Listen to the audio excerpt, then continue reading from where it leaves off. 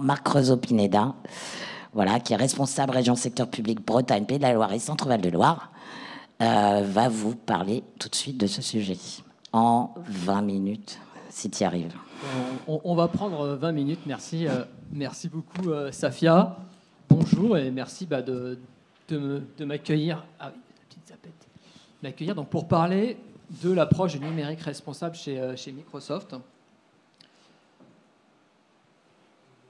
La première, et je pense que la première conviction de Microsoft, c'est sur l'urgence climatique, l'urgence du changement climatique qu'on connaît. C'est bien entendu ce qu'on a dû voir aussi ce matin sur les 4% que représente l'empreinte numérique sur les gaz à effet de serre et ce poids du coup que porte Microsoft sur ces 4%. Donc la responsabilité que porte Microsoft sur ces 4%. C'est aussi la question de ces 96% d'émissions de gaz à effet de serre qui sont émis sur les autres secteurs qui utilisent tous le numérique et qui, pour certains, utilisent déjà le numérique pour réduire leur empreinte carbone, leur empreinte environnementale. Par exemple, une organisation du transport qui vient optimiser son trajet et ses délais de livraison, va économiser des kilomètres et donc va économiser une empreinte carbone. Donc, le numérique, c'est à la fois un problème, mais c'est aussi, et ça peut l'être, et c'est la conviction de Microsoft, ça peut être aussi une partie de la solution. Donc on va voir du coup la méthode et l'engagement de Microsoft, l'importance de la mesure, le numérique responsable, donc comment Microsoft, quel effort Microsoft fait pour réduire son propre impact, et le numérique pour la planète, donc comment l'innovation et le numérique peut apporter des solutions. On s'est fixé 4 piliers, 4 ambitions qui sont 4 piliers sur lesquels on pense pour avoir un impact fort. Ces 4 piliers-là, dans chaque équipe de Microsoft, on se doit de les respecter et d'agir sur ces 4 piliers. Sur le carbone, donc on a une ambition d'être carbone négatif en 2030. Et donc typiquement, pour notre équipe qui fabrique des surfaces du matériel, il y a cette question de faire le matériel qui va utiliser le moins d'énergie possible. Les écosystèmes, alors, ordinateur planétaire, qu'est-ce que c'est ? C'est tout simplement, on met à disposition de nos chercheurs et de tous des chercheurs du monde entier des ressources informatiques pour pouvoir concaténer l'ensemble des données, pour affiner de façon collective notre démarche pour préserver nos écosystèmes.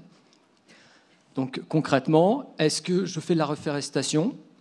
Quel type d'arbre, où est-ce qu'il faut que je reforeste ? Et quel type d'arbre, quelle espèce il faut que je plante ? Et enfin, le troisième pilier, ce sont les déchets. Donc on a l'ambition d'être 0 déchet d'ici 2030. Donc pareil, si je suis dans l'équipe Surface, j'ai la mission de créer un ordinateur qui soit 100% réparable. D'ailleurs, on a fait un partenariat avec iFixit pour qu'il soit entièrement démontable, les nouveaux modèles. Et enfin, au positif d'ici 2030, c'est rendre plus d'eau qu'on en consomme. Et là, c'est tout simplement des questions autour notamment de réduction de l'eau dans la consommation de nos data centers et comment on va réduire la consommation d'eau et même en rendre plus qu'on en consomme. C'est bien entendu possible, cette démarche, que si on le fait collectivement, donc nous déjà salariés, qu'on a embarqués, mais aussi nos clients, nos fournisseurs. Et c'est pour ça que l'ensemble de ces objectifs font partie d'un rapport qui est certifié donc, par un cabinet indépendant. Et c'est important parce que ça permet, de mesurer réellement nos objectifs, là où on en est sur nos objectifs, voir ce qui fonctionne et éventuellement voir là où on aurait des difficultés pour qu'on puisse aussi être dans le partage d'expérience. Donc, on l'a dit, l'objectif, et alors, on ne va pas pouvoir aller sur tous les piliers parce qu'on n'a pas le temps, mais on va se focaliser sur la partie carbone. Le carbone, c'est extrêmement important parce que le carbone, c'est tout simplement, si on veut arriver à atteindre ce niveau des 1,5 degrés d'augmentation, il faut plus émettre de carbone. Ou en tout cas, si on en émet, il faut en retirer autant qu'on en émet. C'est ça vraiment la notion de net zéro carbone, c'est-à-dire que si l'objectif, c'est si on en émet, on en retire. Et l'objectif ultime, c'est d'être carbone négatif, c'est-à-dire d'avoir une capacité dans les actions que nous menons pour retirer plus de carbone qu'on en émet. Alors, c'est bien beau, mais bien entendu, il faut commencer par la mesure, hein, parce qu'autrement, c'est comme si je vous disais que j'allais battre le record du monde de 100 mètres, mais que je ne vous disais pas si je cours vite. Donc ça, c'est pas possible. Et donc, il faut qu'on mesure et qu'on sache d'où on part. Donc c'est pour ça qu'en toute transparence, on met l'ensemble de nos émissions chez Microsoft. Et ce qui est important, c'est la notion de scope, qui est utilisée pour calculer le carbone. Donc, typiquement, le scope 1, donc vous voyez, hein, le premier scope 1, c'est tout simplement dès que Microsoft, c'est toutes les émissions directes de Microsoft. On ouvre un générateur de secours qui fonctionne au diesel, ça rentre dans le scope 1. Le scope 2, c'est les émissions indirectes, quand on achète de l'énergie, typiquement EDF, et ben ça rentre dans ce scope indirect d'achat d'énergie, scope 2. Le scope 3, beaucoup plus volumineux, c'est tout l'empreinte indirecte. Typiquement, si on reprend l'exemple d'une surface, ça veut dire qu'il faut qu'on prenne en compte l'extraction des minerais, tous nos fournisseurs et l'impact qu'ont nos fournisseurs dans la création des pièces. Et ça, c'est toute la partie amont. Et puis la partie aval, ça veut dire que dans ce scope-là, eh bien, quand vous avez acheté votre ordinateur et que vous le branchez à votre réseau chez vous, eh bien, il faut qu'on intègre aussi la consommation électrique. Donc on voit bien qu'aujourd'hui, le vrai sujet, c'est bien entendu ce scope 3, hein, qui est le plus complexe et le plus important. Nos ambitions, c'est de carbone négatif. Donc c'est d'éliminer les émissions directes d'ici 2025, réduire de moitié les émissions de scope 3, donc plus important, et d'éliminer les émissions historiques de carbone d'ici 2050. Donc les émissions de carbone, c'est depuis la création de Microsoft, donc dans les années 75, et ben d'éliminer l'ensemble de notre dette carbone sur les scopes 1 et 2. Donc là, on a vu, on était à 16 millions de tonnes, donc ça c'était en 2020, donc on a déjà réduit en 2021. Et donc vous voyez hein, la courbe qui est là-haut, là, hein, c'est donc du coup l'objectif maintenant, c'est de savoir comment on arrive à baisser. Et donc là, c'est quelles actions on prend pour baisser nous notre impact carbone. Et puis il y a un deuxième volet, on n'aura pas forcément le temps de l'aborder, mais c'est comment aussi on met des actions en place pour décarboner. Et donc ça peut passer par la déforestation, la reforestation, mais aussi ça peut passer par des solutions innovantes, et on essaiera d'en parler si on a le temps. Donc comment on fait? Alors déjà c'est un élément important, je crois qu'il y avait eu la question, mais on met à disposition de nos clients, parce que vous voyez quand vous utilisez bien entendu Microsoft, ça veut dire que ça fait partie aussi de votre bilan carbone, parce qu'il faut l'intégrer, comme nous on intègre nos fournisseurs dans notre bilan carbone. Si vous êtes client Microsoft, vous intégrez. Et donc c'est pour ça qu'on a mis en place cette calculette pour pouvoir, tout ça, en toute transparence, donner l'impact carbone quand on utilise nos solutions. Alors le premier de comment on fait pour réduire et atteindre nos objectifs, c'est déjà en interne de se transformer. Et donc on a mis tout simplement en place une taxe carbone en interne qui est inscrite dans la comptabilité Microsoft. Donc typiquement, là je me suis déplacé en vélo, mais si je pars aux États-Unis en avion, j'aurai le billet d'avion, plus mon équipe va payer une taxe carbone. Et ça nous permet ensuite de financer de l'innovation. Le deuxième de comment on fait, c'est la partie achat d'énergie renouvelable, donc avec un objectif extrêmement ambitieux, c'est d'être 100% énergie renouvelable sur l'ensemble de nos data centers en 2025. Et là, intéressant, c'est qu'on est même en avance sur nos objectifs, donc 2023, c'est 70%. Et on a notre premier d'ailleurs data center en Suède qui est déjà à 100% d'énergie renouvelable, donc on a des achats d'énergie non renouvelable vraiment partout où on a une implantation de data center. La deuxième façon, c'est le cloud. Et Microsoft, on a c'est 1975, hein, donc on a, comme toute organisation, aussi énormément d'applications qu'on avait dans nos data centers de façon classique, et on a fallu les migrer. Et ce qu'on a vu, hein, c'est qu'on a jusqu'à 98% plus efficace en CO2 en migrant sur le cloud, et jusqu'à 93% plus économe en énergie aussi qu'un data center classique. Alors, pourquoi et on va détailler, hein, tout simplement ce qu'on appelle l'IT Operational Efficiency. Ça, c'est le premier élément, c'est tout simplement la mutualisation. Quand on mutualise, hein, c'est j'achète un véhicule pour moi en particulier et je pars deux fois par an en vacances. VS, j'utilise ce même véhicule parce que je suis un taxi et je vais l'utiliser. Donc c'est vraiment la notion de l'utilisation du matériel. Donc ce qu'on a tendance à dire, c'est qu'un serveur rempli à 100% consomme toujours 2 fois moins que 2 serveurs qui vont être utilisés à 50%. Donc ça, c'est le premier élément. Et puis bien entendu, plus on est nombreux et plus on lisse les pics de charge. Parce qu'il y a cette notion de pic de charge. On ne veut jamais être se retrouver à un moment avec une application qui ne fonctionne pas parce qu'il n'y a pas assez de capacité. Et ben, plus on est nombreux et plus on lisse ces pics de charge. Deuxième élément, c'est l'IT Equipment Efficiency. C'est la capacité de Microsoft, avec d'autres acteurs, à créer des racks et des serveurs qui sont écrits en open source pour qu'ils soient le plus efficaces possible en termes de calcul. Donc vraiment, on met du matériel qui est complètement spécifique pour nos data centers. Et ça, on réduit de 10% notre consommation d'électricité, d'énergie. La partie data center infrastructure, c'est la façon dont on construit data center et dans lequel aussi on met de l'innovation. Qu'est-ce que c'est tout simplement? C'est le calcul d'un électron qui rentre dans notre data center, donc un watt qui rentre dans notre data center. Quelle est la part de cet électron qui va réellement servir à faire fonctionner le serveur?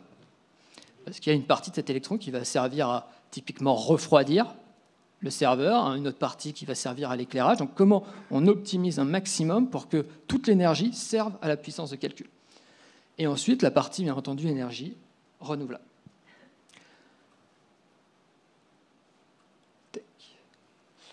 J'ai mis quelques innovations.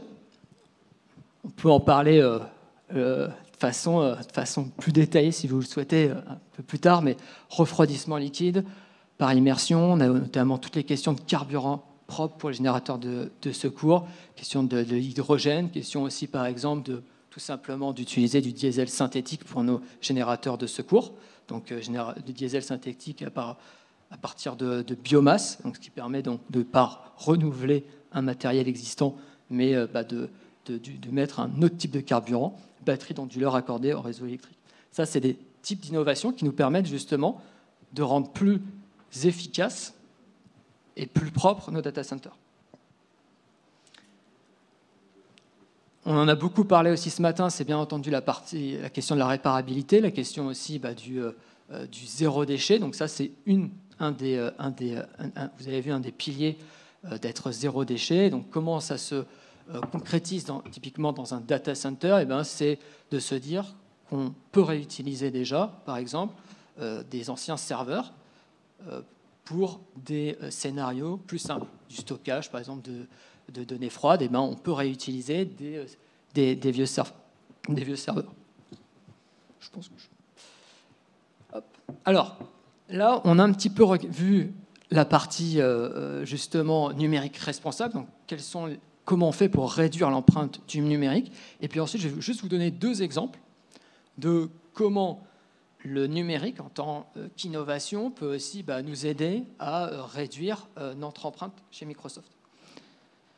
Alors déjà, c'est les bâtiments, parce que les bâtiments, c'est extrêmement énergivore. Et donc, on a mis en place en fait un certain nombre d'actions à travers de l'IoT, à travers des capteurs, tout simplement pour réduire notre consommation énergétique. Et typiquement, un exemple, c'est dans un garage, vous avez la climatisation, par exemple, qui va tourner, ou un ventilateur qui va tourner, on ne le savait pas, et là, on va permettre de détecter et de fermer ce climatiseur qui tournait 24 heures sur 24.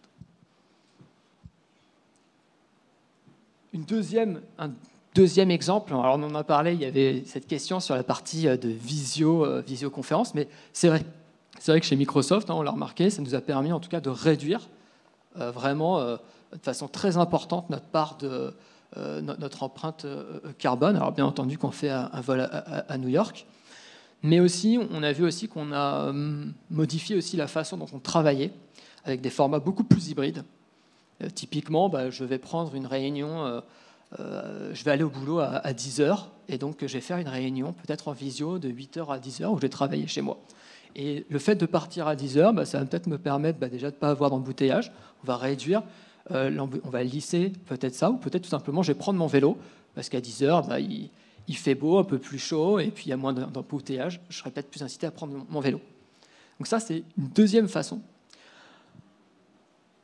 Donc on a vu vraiment sur la partie numérique responsable et numérique pour la planète. Donc numérique responsable, donc quel type d'action? Typiquement, la migration vers le cloud nous a permis, Microsoft, de réduire notre émission de carbone, l'achat d'énergie renouvelable. Et puis la taxe carbone a permis aussi de modifier les comportements de chacune des équipes, parce que chaque équipe doit du coup, on va dire, il y a une course à réduire ses empreintes. Bâtiment intelligent et le travail à distance. Bon, je crois qu'on a un petit peu de temps pour quelques innovations du coup. Très bien. Alors, parce que quand même, il y a aussi des innovations autres, typiquement sur lesquelles on est en train de travailler Microsoft. Alors, moi, j'aime bien le projet Silica. Et le projet Silica, tout simplement, il répond à cette question de l'explosion de la donnée dans le monde et de l'explosion du stockage de la donnée. Et donc, ce projet-là, c'est tout simplement de pouvoir stocker de la donnée sur du quartz, sur du verre. Donc, on comprend bien l'intérêt d'un point de vue recyclage et puis d'un point de vue consommation. On n'a pas de consommation électrique. Autrement, et on n'a pas besoin de mettre cette donnée sur des serveurs. Et donc, on a déjà fait un premier, on est même sur une V2, mais c'est vraiment une technologie qui fonctionne, toujours en pilote, mais qui fonctionne. Donc, typiquement, de pouvoir mettre Superman dans du verre, c'est possible. Une deuxième innovation plutôt, encore une fois, pilote, parce que la démarche de Microsoft, on apprend aussi en marchant. Donc l'idée, c'est aussi de tester, de faire beaucoup d'itérations pour aussi trouver des bons formats, des choses qui fonctionnent et qui soient efficientes. Le projet Natic, je trouve qu'il est intéressant, déjà parce que c'est en partenariat avec un acteur local, avec Naval Group, qui ont conçu, modélisé tout le data center, tout le module. Ça a été conçu et assemblé à Brest. Et donc le projet Natic, qu'est-ce que c'est ? C'est l'immersion tout simplement d'un data center dans les océans. Alors, pour tester, pour répondre à plusieurs questions, la première question, c'est la partie, tout à jour, cette question d'économiser l'énergie. Donc, le fait qu'il soit dans l'océan, ça va permettre de réduire la température et de refroidir naturellement le data center. C'est le premier élément. Deuxième élément, c'est aussi, on fait des recherches sur de créer de l'énergie à partir du mouvement des océans. Et puis le troisième élément aussi, c'est qu'il y a 50% de la population qui vit à côté des côtes. Et donc ça veut dire que mettre un data center au plus proche, ça veut dire qu'on réduit tout ce qui est temps de transfert et puis aussi transport de l'énergie. On sait qu'il y a une grosse perdition, la plus grosse perdition, c'est quand vous transférez de l'énergie. Je crois que c'est quasiment 40% de l'énergie toute mer qui est créée, qui est dispersée à travers le réseau. On a fait donc là c'est la V2 qui ça y est sortie, donc on a fait les premières analyses et donc un des points extrêmement positifs, c'est qu'il y a plus de 860 serveurs et que sur les 860 serveurs, sur les 2 ans où ça a été immergé, on n'a que 8 qui sont tombés en panne. Donc même par rapport à nos propres data centers, c'est 7 fois mieux parce qu'il n'y a pas une maintenance, parce que c'est sous azote et en fait on a un taux de panne qui est très bas. Je termine juste par et puis je veux je laisse la main pour des questions.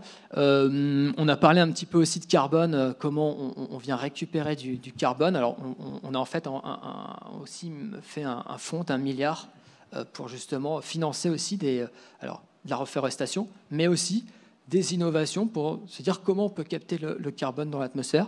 Ça, typiquement, donc Climeworks, c'est quelque chose qui fonctionne, qui est toujours en pilote et sur lequel il faut qu'on arrive à mettre à l'échelle, mais qui est tout simplement des grandes turbines qui viennent capter le CO2 dans l'air et ensuite viennent l'enfuir dans le sol. Tac. Je vous ferai passer donc un certain nombre d'éléments et tout simplement, je vous remercie de votre écoute.